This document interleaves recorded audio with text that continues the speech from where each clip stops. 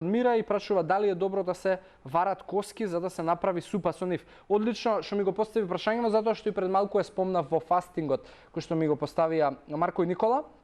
Дефинитивно е добро. Јас искрено немав многу знаење за тоа што се случува кога вариш коски и правиш супа од коски, но еден од големите бенефити кога вариш коски е дека ќе добиеш голема количина на колаген, кој што е исклучително важен за здравје на коски, за здравје на кожа.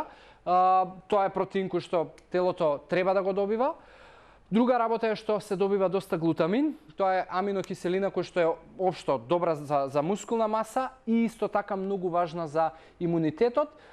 Се добиваат и многу други вредности хранливи, затоа се препорачува да се додава и јаболков оцет во самата супа и нормално за да вкусот ти биде подобар додаде и некои зеленчуци, а јаболковиот оцет ќе помогне за подобра апсорпција на минералите од хранливите вредности кои што доаѓаат можеби од зеленчукот и општо од храната која што ќе ја конзумираш тој ден.